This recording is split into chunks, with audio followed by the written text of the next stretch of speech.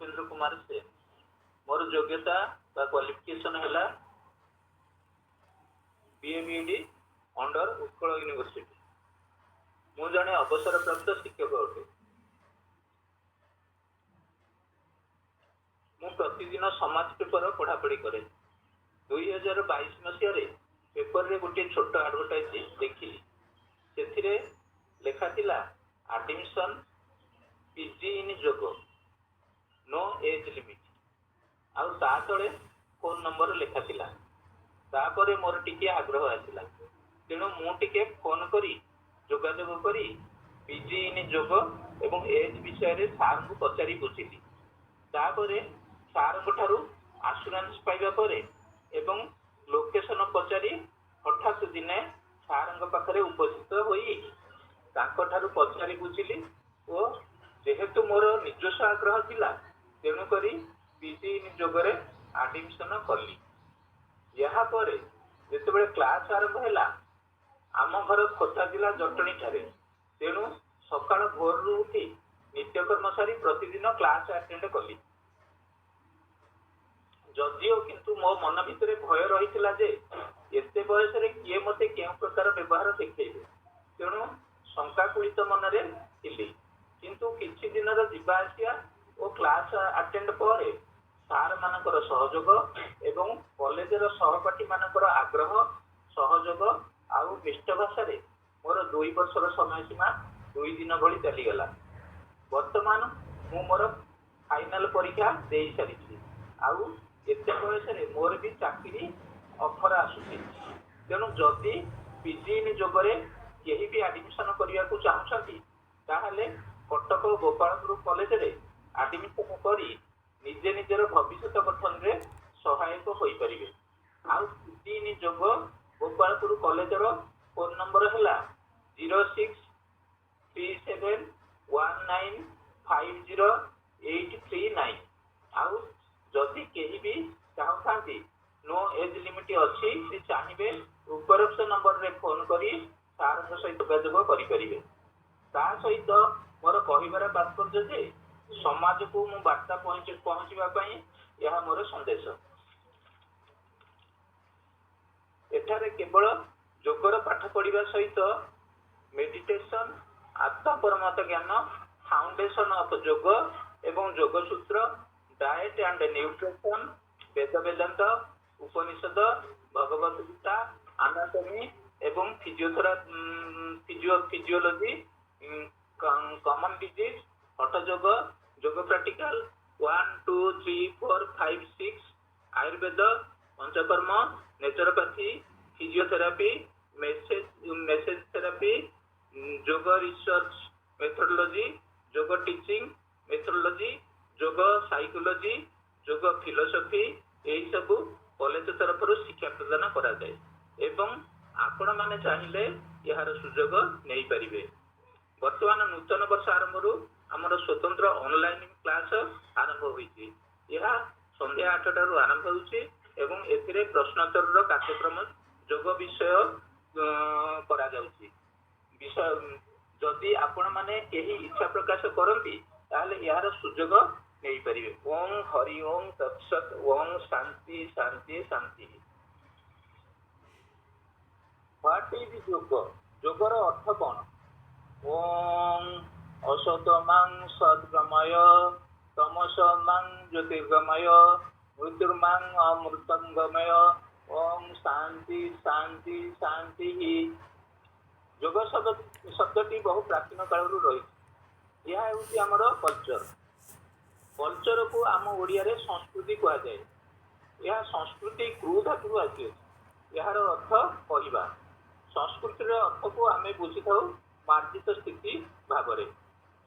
संस्कृति साधारणतः सामाजिक ऐतिहासिक धार्मिक सहित अंगांगी भाव जड़ित। ओडिशार संस्कृति हेउ किंबा भारतर संस्कृति हेउ संस्कृतिर मूल लक्ष्य होउछि व्यक्तिर विकास। सेहीपरि योग हेउछि आमर संस्कृति। सारा विश्व में समस्ते रोगमुक्त रहा योगर आवश्यकता रही। योग नियमित सकाळे और संध्यारे करिवार आवश्यकता रही। सारा विश्व को परिवर्तन करने योगर भूमिका महत्वपूर्ण अटे। ଯଦି ସମସ୍ତେ ନିଜ ନିଜକୁ ପରିବର୍ତ୍ତନ କରିପାରିବା ତାହେଲେ ସାରା ପୃଥିବୀ ପରିବର୍ତ୍ତନ ହୋଇପାରିବ। ଯୋଗର ଅର୍ଥ ହେଲା ସମାଧି। ସୁସ୍ଥ ଜୀବନ ଯାପନ କରିବା ପାଇଁ ଯୋଗ ଆମର ଦୈନନ୍ଦିନ ଜୀବନରେ ଜରୁରୀ ଆବଶ୍ୟକ ଅଟେ।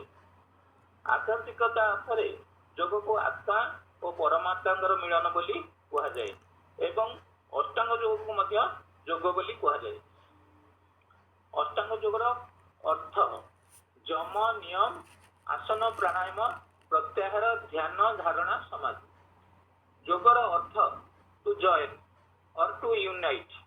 ଏହାର ଅର୍ଥ ଡିସିପ୍ଲିନ୍ ଟୁ ମନ, ଶରୀର ଏବଂ ଆତ୍ମା। ମାନସିକ ଶାନ୍ତି ପାଇଁ ଯୋଗ ହେଉଛି ଏକ ପନ୍ଥା ଯାହାକି ସୁସ୍ଥ ସାମାଜିକ ବାତାବରଣ ସୃଷ୍ଟି କରିଥାଏ। ବୈଦିକ ଯୁଗରୁ ମୁନି ଋଷିମାନେ ଯୋଗ ପ୍ରାଣାୟାମ କରିଆସୁଛନ୍ତି ନିଜ ଆତ୍ମା ଓ ଚେତନାର ବିକାଶ ପାଇଁ, ଯାହାକି ପୁରାଣ ଶାସ୍ତ୍ରରେ ବର୍ଣ୍ଣନା କରାଯାଇଛି।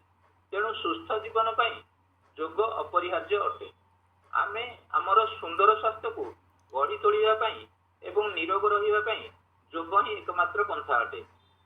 ପୁଣି ଯୋଗ ହେଉଛି ଏକ ସ୍ୱାସ୍ଥ୍ୟ ବିଜ୍ଞାନ। ଏହି ଯୋଗରେ 84 ପ୍ରକାର ଆସନ ରହିଛି। ଏହି ସବୁ ଆସନ ଯଦି ଆମେ ନିୟମିତ ସାଧନା କରିପାରିବା ତାହେଲେ ଆମେ ସୁସ୍ଥ ରହିପାରିବା ଓ ଏକ ସୁସ୍ଥ ସମାଜ ଗଠନରେ ସହାୟକ ହୋଇପାରିବା। ତେଣୁ ଭାରତ ସରକାରଙ୍କ ଜୁନ୍ ମାସ 21 ତାରିଖକୁ ଯୋଗ ଦିବସ ରୂପେ ପାଳନ କରୁଛନ୍ତି। ପ୍ରଥମେ ଶିବ ଆଦିଯୋଗୀ ଥିଲେ, ତାପରେ ଶିବ ତାଙ୍କର ଶିଷ୍ୟମାନଙ୍କୁ 7 ଜଣ ଋଷିଙ୍କୁ ଏହି ଜ୍ଞାନ ପ୍ରଦାନ କରିଥିଲେ। ସେମାନଙ୍କ ମଧ୍ୟରୁ ପତଞ୍ଜଳି ଋଷିକୁ ଯୋଗର ଫାଉଣ୍ଡର ବୋଲି କୁହାଯାଏ। ଯୋଗର ଚିହ୍ନ ଓಂ ବୋଲି କୁହାଯାଏ, ଅର୍ଥାତ୍ ଓಂ କହିଲେ ଯୋଗକୁ ହିଁ ବୁଝାଏ। ପୁଣି କହିବାକୁ ଗଲେ ଯୋଗରୁ ହିଁ ଯୁଗ ହୋଇଛି। ପୁରାଣରେ ସତ୍ୟ, ତ୍ରେତା, ଦ୍ୱାପର ଓ କଳି ଏହିପରି 4 ଯୁଗର ବର୍ଣ୍ଣନା ଅଛି। ଏହି 4 ଯୁଗରେ ମଣିଷ 84 ଜନ୍ମ ନେଇଥାଏ, ଯାହାକୁ କି ଏକ କଳ୍ପ ବୋଲି କୁହାଯାଏ। ପୁଣି ପତଞ୍ଜଳି ଯୋଗ ଦର୍ଶନରେ 6 ଦର୍ଶନ ଅଛି। ସେଗୁଡ଼ିକ ହେଲା ସାଂଖ୍ୟ ଦର୍ଶନ, ଯୋଗ ଦର୍ଶନ, ବେଦାନ୍ତ ଦର୍ଶନ, ଦୟାନନ୍ଦ ଦର୍ଶନ ଓ ଜୈନଜିମି ଏବଂ ବୁଦ୍ଧିଜିମି। ଯୋଗ ଫିଲୋସଫିରେ ଆସ୍ତିକବାଦ ଓ ନାସ୍ତିକବାଦ ମଧ୍ୟ ରହିଛି।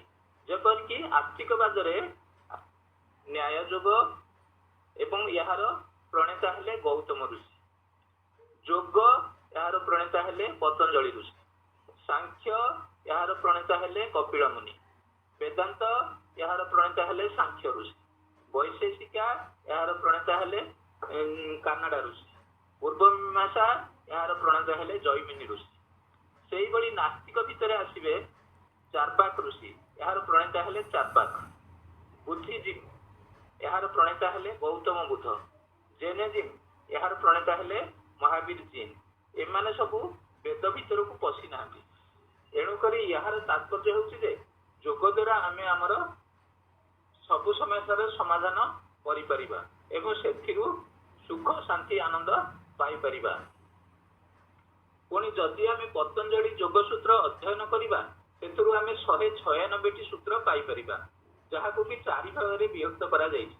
ଯଥା ସମାଧିପାଦ 51ଟି ସୂତ୍ରରେ ବିଭକ୍ତ ହୋଇଛି, ସାଧନାପାଦ 55ଟି ସୂତ୍ରରେ ବିଭକ୍ତ ହୋଇଛି, ବିଭୂତିପାଦ 56ଟି ସୂତ୍ରରେ ବିଭକ୍ତ ହୋଇଛି, କୈବଲ୍ୟପାଦ 34ଟି ସୂତ୍ରରେ ବିଭକ୍ତ ହୋଇଛି।